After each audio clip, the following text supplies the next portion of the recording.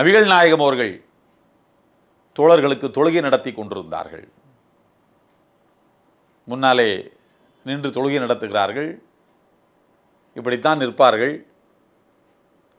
ஒருவர் மற்றவரின் முதுகைத்தான் பார்க்க முடியுமே அன்றி முகத்தை அல்ல. முகத்தை பார்க்கக்கூடாது, பார்க்க முடியாது.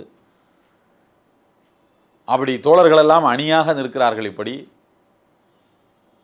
இமாமாக நின்று தொழுகை நடத்தி கொண்டிருக்கிறார்கள் நபிகள் நாயகம் அவர்கள். பின்னாலே ஒரு குழந்தையின் அழுகுரல் கேட்டது. அழுகுரல் கேட்ட மாத்திரத்தில் நபிகள் நாயகம் அவர்கள் உடனடியாக தொழுகையை சுருக்கமாகவே தொழுது முடித்தார்கள். நீண்ட நேரம் நின்று தொழுகின்ற வழக்கத்துக்கு மாறாக அவர்கள் இலகுவாக தொழுகையை முடித்தார்கள். பிறகு தோழர்களை திரும்பி பார்த்து சொன்னார்கள், இன்றைய தினம் நான் ஏன் விரைவாக தொழுகையை முடித்து விட்டேன் தெரியுமா? ஒரு குழந்தையினுடைய அழுகுரல் கேட்டது. அந்த தாயின் மனம் என்ன பாடுபடும் என்று நினைத்தேன். அந்த குழந்தையை அரவணைத்து கொள்கின்ற அந்த நேரத்தை நான் சுருக்க விரும்பினேன், இலகுவாக முடித்து கொண்டேன் என்று சொன்னார்கள்.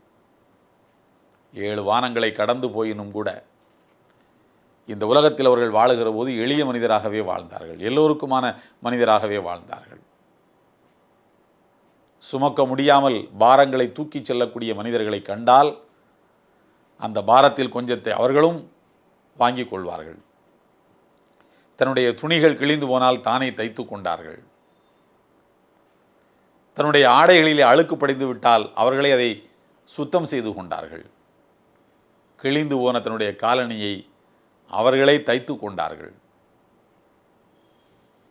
நான் ஒரு சபைக்கு வருகின்ற போது அந்த சபையில் இருக்கின்ற மக்களெல்லாம் எழுந்து நிற்கக்கூடாது என்று சொன்னார்கள்.